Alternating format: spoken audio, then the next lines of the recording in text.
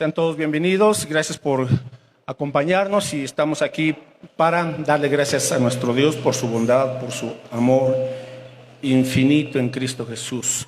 Bueno, les voy a pedir que abran en sus Biblias, por favor, en 2 de Corintios, capítulo 9. 2 de Corintios, capítulo 9. Y hoy vamos a ver, mis hermanos, el mensaje titulado Dios poderoso y proveedor generoso. Dios poderoso y proveedor generoso. 2 Corintios capítulo 9, verso 8. 2 Corintios 9, 8. Y pues le voy a pedir que lea este versículo. Lo hacemos todos juntos, por favor. 2 Corintios 9, 8. Y dice: y poderoso es Dios para hacer que abunde en vosotros toda gracia, a fin de que teniendo siempre en todas las cosas todo lo suficiente, abundéis para toda buena obra. Una vez más, y poderoso es Dios para hacer que abunde en vosotros toda gracia, a fin de que teniendo siempre en todas las cosas todo lo suficiente, abundéis para toda buena obra. Oramos. Padre, gracias. Te damos por tu bondad, por tu generosidad, porque eres rico en gracia y en misericordia. Y gracias porque ahora somos tus hijos y tú eres nuestro Padre Celestial. Velas y cuidas por cada uno de nosotros las 24 horas del día, Señor, todos los días del año. Permítenos llenarnos de esta confianza, de estas certezas que tenemos en tu palabra, para que como tus hijos y tus hijas podamos caminar, Señor, con ese gozo, con esa paz y también con la certeza de que tu evangelio es poder tuyo para salvación. Oramos también rogando que limpies y perdones nuestras ofensas, Señor, y que en la sangre de Cristo nos limpies y que tu Espíritu Santo controle todo nuestro ser y que tu palabra, la palabra de Cristo, abunde en nosotros, Señor. Que podamos seguir experimentando día a día tu gracia en todos los aspectos de nuestro caminar diario. Bendícenos, en el nombre de Jesús lo rogamos. Amén. Bueno, mis hermanos, Dios poderoso y proveedor generoso. Vamos a ver tres puntos esenciales. Número 1, Dios es poderoso para hacer que abunde en nosotros, en los creyentes, toda gracia. ¿Creemos esto, mis hermanos? Dios es poderoso y por ahí comenzamos. No en nuestras capacidades, sino en el poder de Dios, en la capacidad de Dios. Cuando nosotros invertimos este punto y nos enfocamos en nuestra propia capacidad, en nuestras habilidades, en nuestras experiencias, estamos haciendo mal la ecuación. Comenzamos. Dios es poderoso para hacer que todas las cosas y para hacer que abunde de nosotros toda gracia. Muy bien, aparte ahí, por favor, vamos a ver algunos textos que corroboran el poder de nuestro Dios. Marcos 10, verso 27. Marcos 10, 27. Tenemos un Dios soberano que todo lo puede porque Él es el creador, Él es el sustentador y nosotros tenemos que aprender a descansar en esta enseñanza de la Escritura, en este atributo de nuestro Señor. Marcos 10, versículo 27, dice así la Escritura: entonces Jesús, mirándolos, dijo a sus discípulos, ¿verdad? Para los hombres es imposible, mas para Dios no, porque todas las cosas son posibles para Dios. Ahí tenemos que comenzar, ¿verdad? A fundamentar nuestra fe y nuestra confianza en que para Dios no hay nada imposible, no hay nada difícil. Para Dios todas las cosas son posibles y Él tiene un plan. Ahora, nada más recordemos que Dios no va a cumplir todo lo que nosotros queramos, ¿verdad? Sino que Él en su sabiduría, en su soberanía, en su misericordia, en su omnisciencia, Dios sabe que es siempre lo mejor, aunque nosotros no lo entendamos a veces. Dice Isaías: mis pensamientos y mis caminos son más altos que vuestros caminos y vuestros pensamientos. Ya desde ahí tenemos que entender eso, que Dios no tiene por qué adecuarse a lo que creemos que es lo mejor. No, Dios sabe qué es lo mejor y nosotros tenemos que apoyarnos y descansar en lo que es lo mejor, porque Dios conoce no solamente el pasado, el presente, sino también el futuro, y Él siempre decidirá con amor y con sabiduría. Todo es posible para Dios. Por eso Dios es poderoso para hacer que abunde a nosotros toda gracia. Ok, Lucas, el siguiente evangelio después de Marcos, Lucas 1:37, dice aquí la Escritura, Lucas 1:37, porque nada hay imposible para Dios. Nada hay imposible para Dios. Y otro texto más para abundar sobre este punto, Efesios 3:20. Efesios 3:20. Dios es poderoso para hacer que abunde en nosotros toda gracia. Bueno, ¿y cómo es el poder de nuestro Dios? Que ahora reside en cada creyente, dice aquí que aquel que es poderoso, refiriéndose a quién, al Señor, a Dios, y aquel que es poderoso para hacer todas las cosas que mucho más abundantemente de lo que pedimos o entendemos, según el poder que actúa en nosotros. A Él sea gloria en la iglesia, en Cristo Jesús, por todas las edades, por los siglos de los siglos. Amén. Está más claro que el agua. Aquel que es poderoso para hacer, ¿qué, mis hermanos? Mucho más. Dios es el Dios del mucho más. Un día compartí un mensaje titulado así, ¿verdad? El Dios del mucho más. Bueno, entonces Dios es poderoso para hacer que abunde en nosotros toda gracia. En segundo lugar, Dios es un Padre generoso. Dios es un Padre generoso. ¿Qué concepto tiene usted de Dios? Y a veces, mis hermanos, tenemos que confesar y pedirle perdón al Señor porque nuestro concepto del Señor es como que Él es medio mezquino, como que a Dios no le gusta bendecirnos. Pues Jesús dijo, yo he venido para que tengan vida y para que la tengan en abundancia. Así es que si alguien desea que nos vaya bien en la vida, ahora escuchen bien, jóvenes, si alguien desea que te vaya bien en la vida, y más que tú estás apenas saliendo del cascarón, como adolescente y como joven, ¿sabes quién es? Más que tu papá, más que tu mamá, más que tus abuelos, quien desea que te vaya bien en la vida, en primer lugar, es Dios. Es Dios. Dios no te creó para andar de fracaso en fracaso. Ahora, eventualmente tenemos tropiezos, fracasos, sí, esa es la verdad. Pero un fracaso, algunos fracasos no nos hacen gente fracasada. Porque en Cristo somos más que vencedores, y gracias a Dios que nos lleva de triunfo en triunfo, de victoria en victorias, según de Corintios, capítulo 2, versículos 4 y 5. Ok. Estamos en este punto busca por favor en el Antiguo Testamento, primer libro de Crónicas. Primero de Crónicas. Primer libro de Crónicas, capítulo 29, versículo 12. Primero de Crónicas 29, 12, dice aquí el rey David. Está aquí el pueblo de Israel trayendo, ¿verdad?, sus ofrendas de gratitud al Señor para la construcción del templo. Y dice aquí el rey David, las riquezas y la gloria proceden de ti. La gente se equivoca cuando busca las riquezas aparte de Dios. No. Deje que Dios le bendiga como Él quiere. Deje que Dios le bendiga como Él quiere. Ahora, recuerde, Dios es un Padre generoso.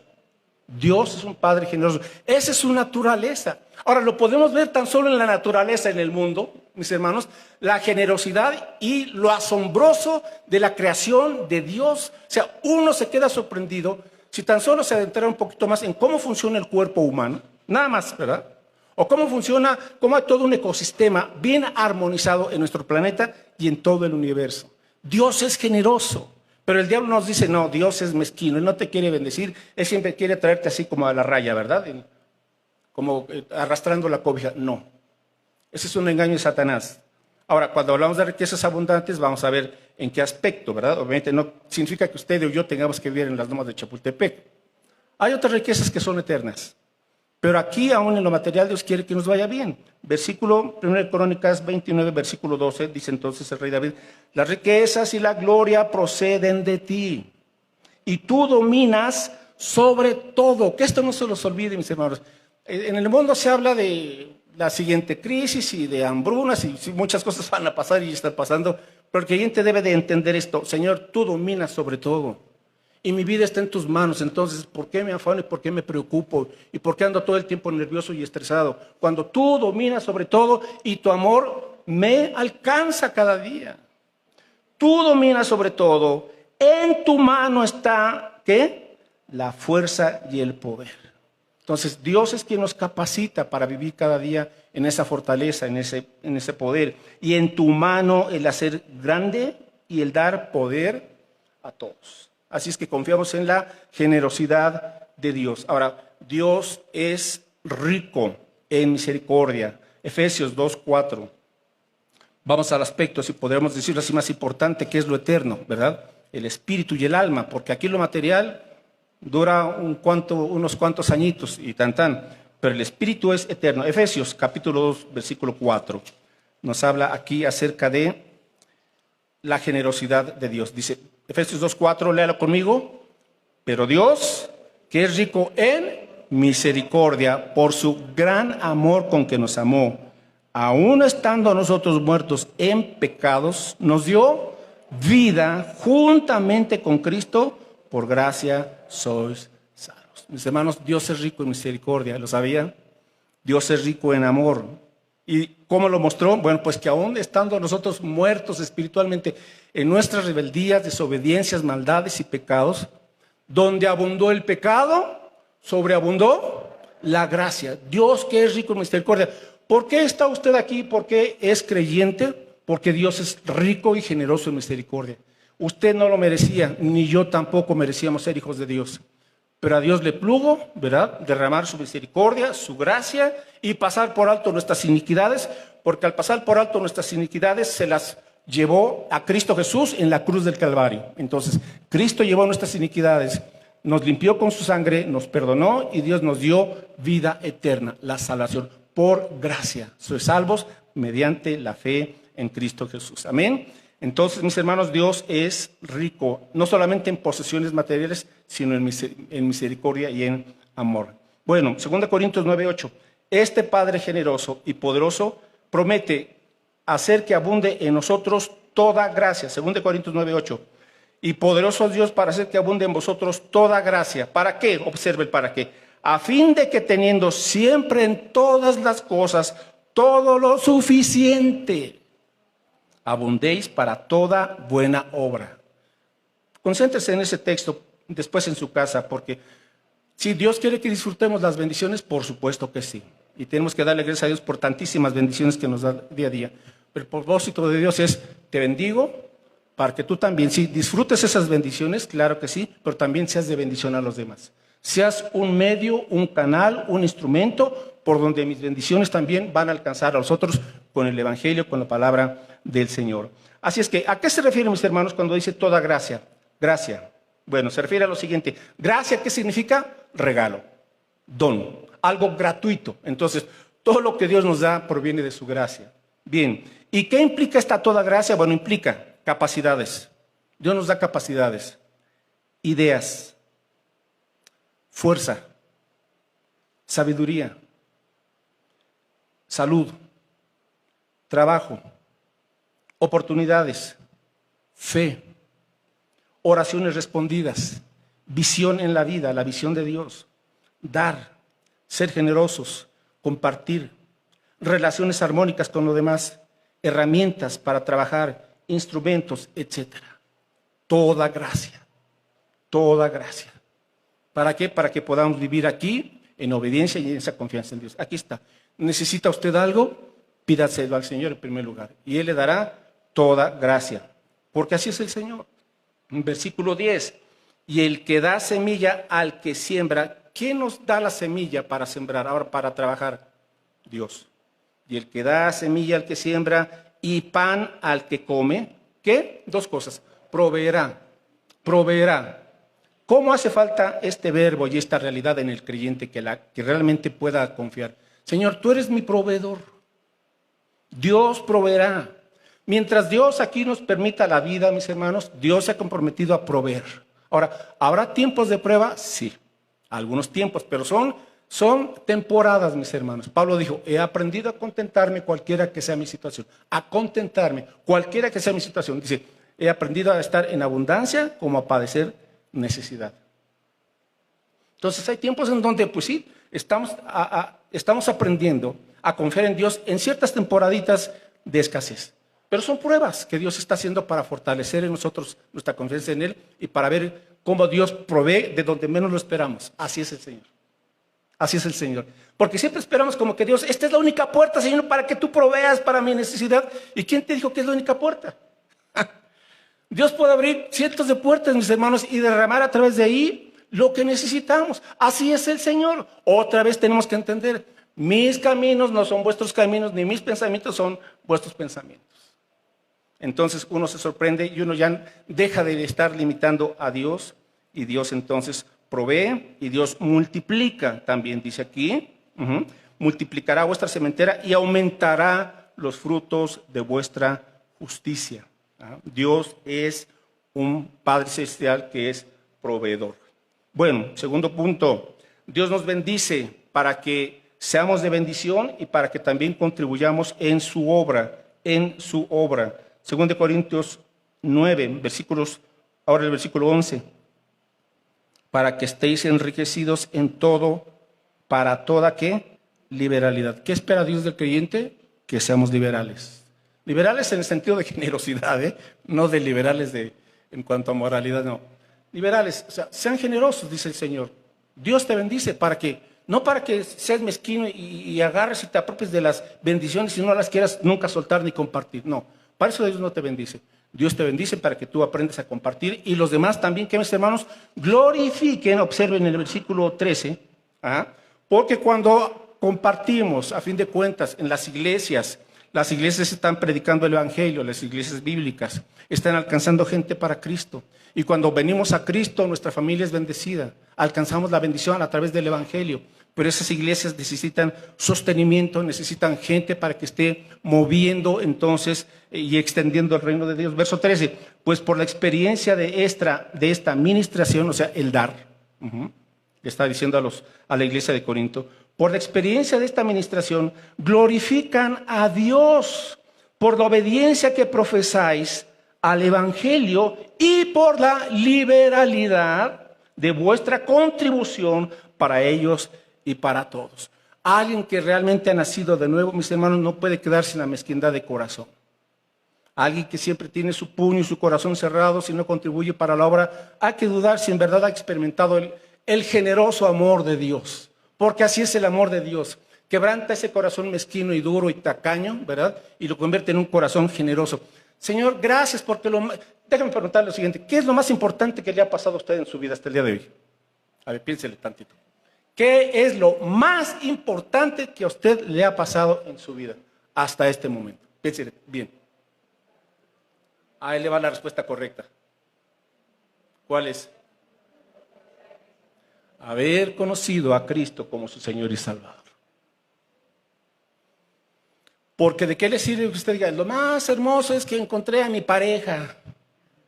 Y 10 años, lo más triste que me ha pasado es encontrar a mi pareja.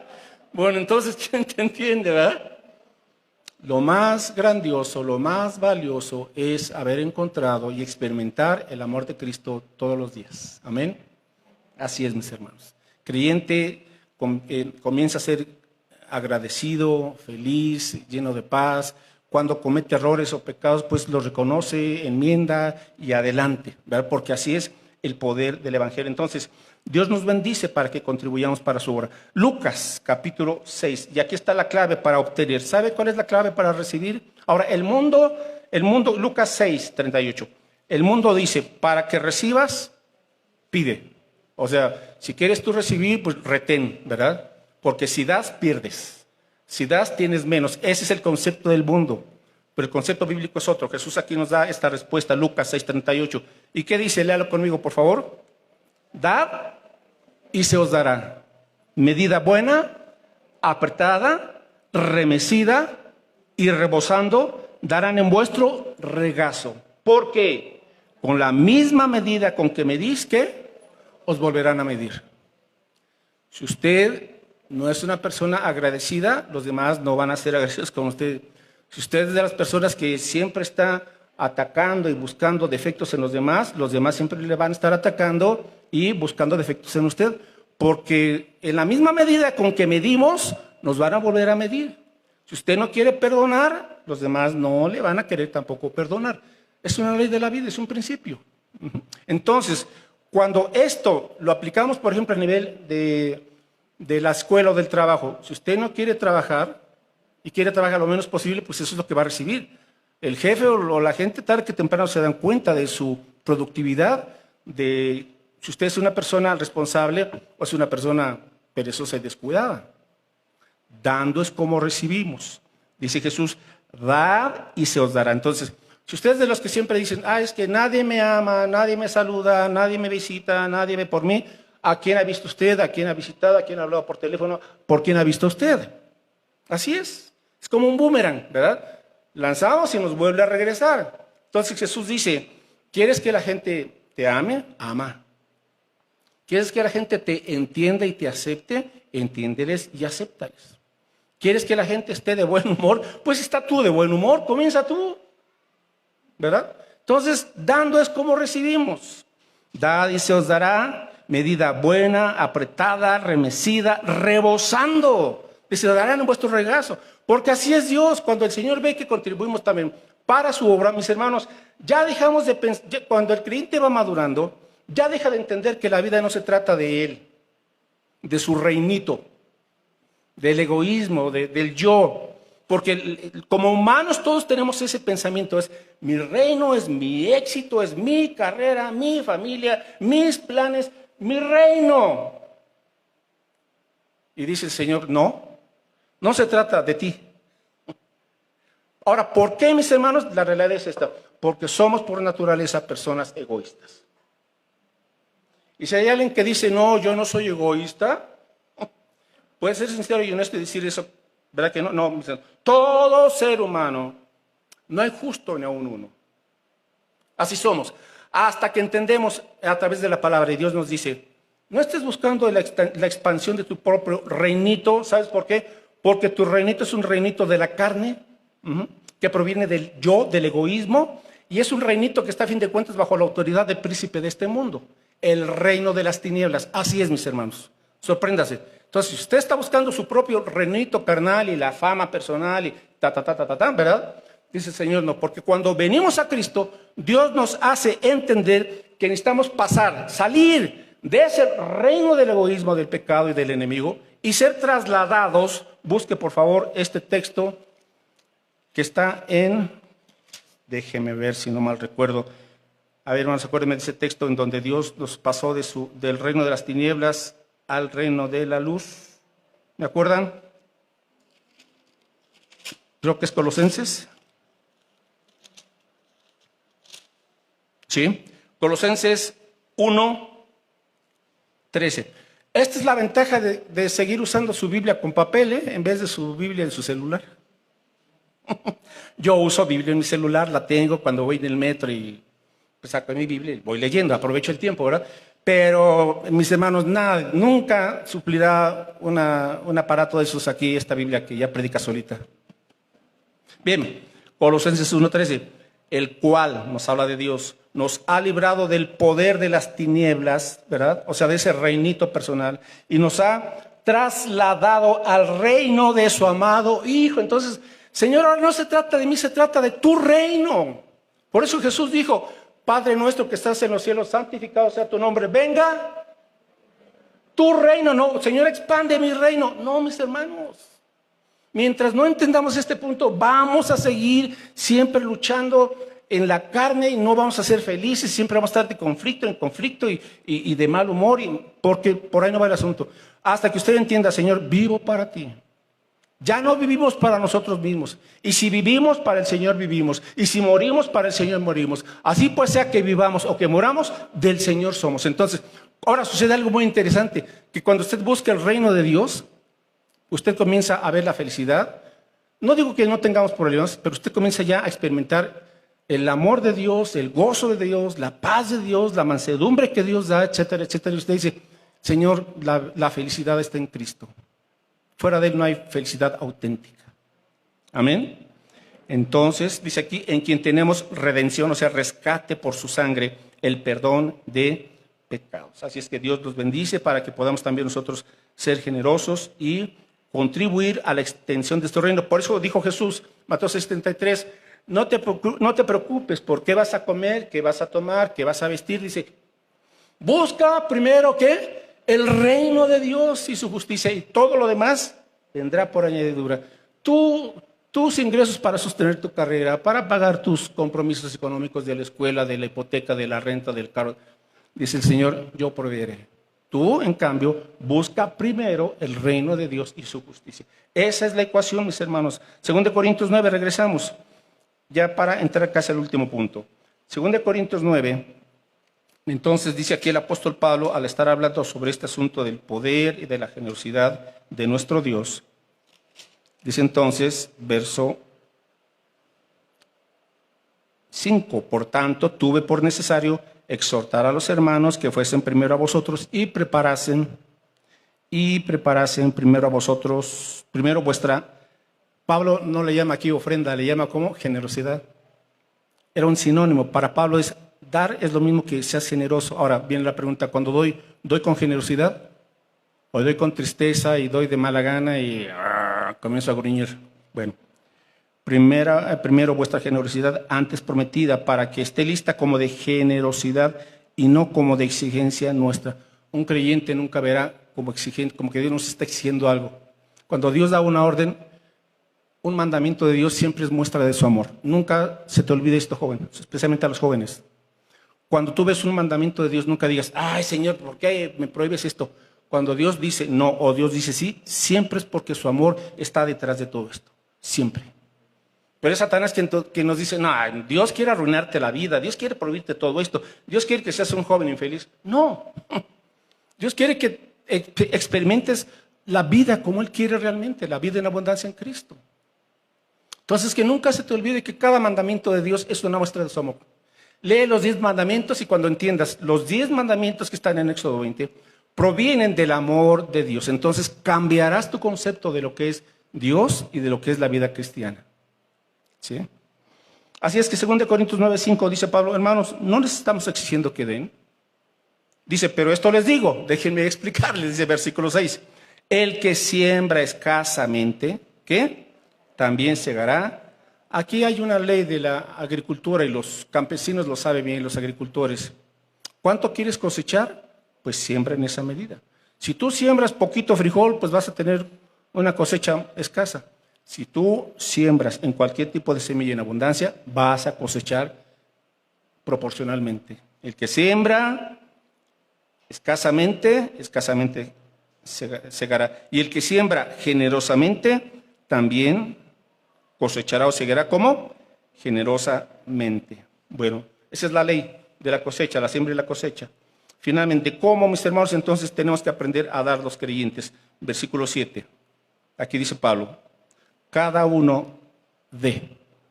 Cada uno dé.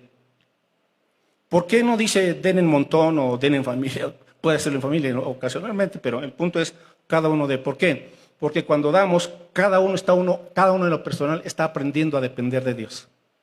Usted como papá, como mamá y sus hijos, usted tiene que educarlos a cada quien para que ellos aprendan a ser agradecidos con Dios. Cada uno. Porque dar es una muestra de fe. Dar es una muestra de gratitud. Dar es una muestra de que estamos aprendiendo a madurar. Cada uno. Si hay algo triste en la vida de una persona es que nunca madure y siempre sea una persona mezquina y nunca le gusta dar. Siempre quiere que los demás le estén dando. ¿No es cierto? ¿Conoce usted gente así? Sí, hermanos, todos conocemos a alguien así. Y uno dice, no, qué barbaridad. Pero cuando uno ya va madurando, va creciendo y ahora uno, por ejemplo, como padre. Y uno como padre dice, bueno, pues ya los hijos se fueron de casa, ya está el nido vacío, ya ahora estamos solos, ahora ya somos abuelos, ya viene un nieto, una nieta. ¿Y verdad que usted está buscando cómo apoyar a sus hijos? ¿Y cómo apoyar a sus nietos? ¿O no? Así es, mis hermanos. Dar es una evidencia del amor, de la madurez, etcétera, etcétera, ¿verdad? Entonces, cada uno aprende tú a dar. Luego dice, ¿cómo? Como propuso en su corazón. Como propuso en su corazón. Entonces, cuando le damos a Dios, Dios dice, ¿sabes qué? No quiero que des y que sientes que yo te estoy torciendo el brazo para que des. No. Da como pones en tu corazón. ¿Por qué? Porque Dios quiere que del corazón del creyente agradecido, papá, Padre Celestial, muchas gracias por lo que eres, por lo que estás haciendo en mi vida y por todo lo que he recibido de ti. Cada uno dé como produce en su corazón, no con tristeza, ni por necesidad. ¿Por qué? Porque Dios ama ¿a quién? Al dador alegre. Cada vez que usted lo da con alegría, si no, aprenda a dar con alegría. 1 Corintios, una carta antes de esta epístola que estamos leyendo. 1 Corintios 16, seguimos con estas características en cuanto a cómo dar. Cada uno, como puso en su corazón, no con tristeza ni por necesidad, sino con alegría. 1 Corintios 16, versos 1 y 2, dice Pablo aquí. 1 Corintios 16, 1 y 2. En cuanto a la ofrenda para los santos, o sea, para los creyentes, haced vosotros también de la manera que ordené en las iglesias de Galacia. Y aquí viene, verso 2. Cada primer día de la semana. O sea, dar tiene que ser algo sistemático, mis hermanos. Sistemático. ¿Por qué? Porque Dios nos bendice de manera sistemática. Cada primer día de la semana. ¿Cuándo es el primer día de la semana? Domingo. Entonces la iglesia se reunía cada domingo, cada primer día de la semana, y obviamente también entre semana, ¿verdad? En las casas. Cada primer día de la semana, otra vez, cada uno de vosotros ponga aparte algo según haya prosperado. O sea, ¿cuál va a ser ahora la medida de mi dar? ¿Cuánto te bendijo Dios? ¿Cuánto prosperaste? Si tú dices hubo poca bendición, pues da en esa medida y Dios lo entiende, ¿ya? O sea, ese es el asunto. Ahora, Dios te bendijo más, da más. Es proporcional. Esa es la ofrenda, mis hermanos. El diezmo es el 10%. Dios lo ordenó en el Antiguo Testamento, 10%. Pero los creyentes no estamos bajo la ley, estamos bajo la gracia. Pero sucede que la gracia supera a la ley en cantidad y en calidad. La ley es, no te estoy preguntando si quieres dar, da tu diezmo, tan tan. La ley. El diezmo, 10%. Venimos a la gracia. ¿Cuánto doy? ¿Cómo propone tu corazón? ¿Cuánto amas al Señor? ¿Superior al diezmo? Sí. Entonces, cuando un creyente ya va madurando, el creyente que va madurando deja de diezmar y comienza a ofrendar, da más que el diezmo. Sistemáticamente, proporcionalmente, y en alguna temporada en que no hubo quizás una bendición abundante, pues doy menos, Dios lo sabe y no se preocupe. Ese es el asunto, mis hermanos. Por eso es gracia. Entonces, hablamos de dar de manera generosa al Señor las primicias a Dios. ¿Por qué se llaman primicias? Porque es lo primero. Ahora, ¿por qué? Porque Dios nos está enseñando que Él es Rey del universo, que no es Dios de las limosnas, sino que es el Rey y Creador, y que por lo tanto cada uno debe de darle su lugar a Dios. ¿Verdad que usted se molesta cuando alguien no le da su lugar? ¿No le respeta o no? Sí, hermanos. Todos nos molestamos cuando alguien no nos da, y no es que digamos me lo merezco, no, sino simplemente por dignidad, por respeto, alguien nos ofende, nos dice una majadería, etcétera, lo que sea. ¿Por qué? Porque no nos están tratando dignamente como debemos de tratar a los demás, con dignidad. Igual con el Señor, cuando uno dice, las obras para Dios, lo segundo para Dios, cuando tenga tiempo, Dios, ahí te aviso. Dice Dios, no, yo soy el primer lugar, soy tu primer amor, porque cuando lo entiendes y lo practicas así, vas a ver cómo tu vida es bendecida con el amor santificado que viene de parte de Dios. Proporcionalmente. ¿Hay bendiciones extras? Hay clientes que reciben bendiciones extras de Dios y nunca le dan su diezmo, su ofrenda. ¿Por qué? Pregunto. ¿Acaso no es una bendición del Señor? Entonces aprendamos a ser agradecidos con esas bendiciones extras que Dios nos da a través del año, ciertas bonificaciones, una herencia, una liquidación, un aumento en sus ingresos. Ya le está dando usted, respondiendo al Señor de manera proporcional. Ese es el asunto, mis hermanos. Eso es la gracia. Eso es la gracia. Y sistemáticamente. Conclusión. 3 puntos. Número 1, pongámonos a cuentas con Dios en nuestras finanzas. Número 2, decida ser un dador generoso y fiel en todos los aspectos de la vida. Sea amable con los demás, trátelos bien. Y número 3, confíe en Dios como lo que Él es, un Padre poderoso y un proveedor generoso. Amén. Gracias, Padre, te damos por tu palabra, gracias porque tú eres poderoso y generoso y fiel.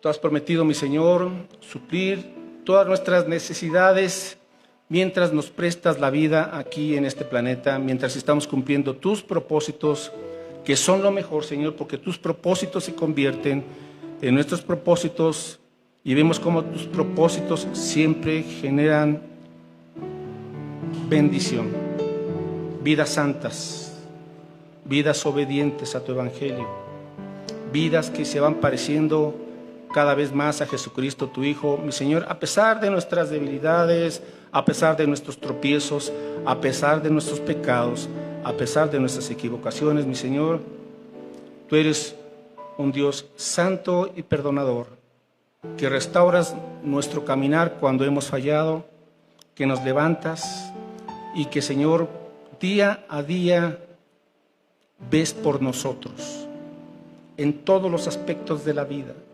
Ni un segundo, Señor, te descuidas de tu protección hacia nuestra vida.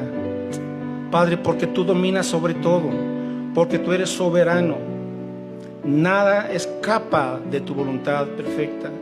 Y aunque aparentemente, Señor, vemos en el mundo caos, cómo se incrementa la inmoralidad, el pecado, las necesidades, la escasez, etc.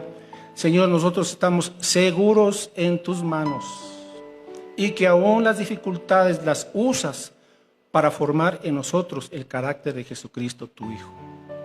Que aún, Señor, esas temporadas quizás de escasez, de dificultades materiales o económicas o de salud, tú usas todo esto, Padre Santo, para purificarnos, para acercarnos más a ti y para ver tu poder en nuevas maneras que no nos habíamos percatado.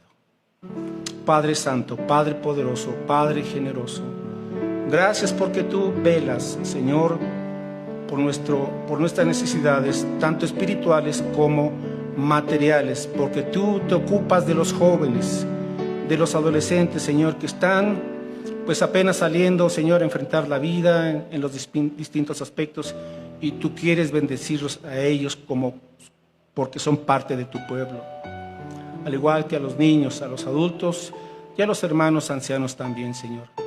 Tú cuidas por cada uno de ellos, y si tú aún los tienes o nos tienes aquí con vida, es porque estás cumpliendo aún propósitos en nosotros y a través de nosotros.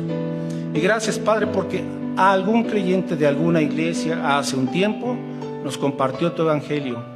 Abriste nuestros ojos porque tú eres rico en misericordia y nos permitiste venir a Cristo, Señor, a pesar o con todos nuestros pecados, nos perdonaste, nos limpiaste y nos derramaste tu amor abundante en nuestros corazones y nos diste la salvación eterna. Muchas gracias por ello, por esos hermanos, por esas hermanas, por esas iglesias, Señor, que han sido sostenidas también con las ofrendas y los diezmos de esos seguidores fieles que te aman a ti. Permítenos, Señor, ser agradecidos y generosos, así como tú eres con nosotros, y que esto ya sea una característica, que tú pongas esa voluntad en nuestros corazones, Padre Santo, de abundar en toda gracia, porque tú primeramente nos has bendecido con toda gracia. Y gracias por ese don inefable que es Cristo Jesús, en cuyo nombre te pedimos todo esto con acciones de gracias. Amén, Señor.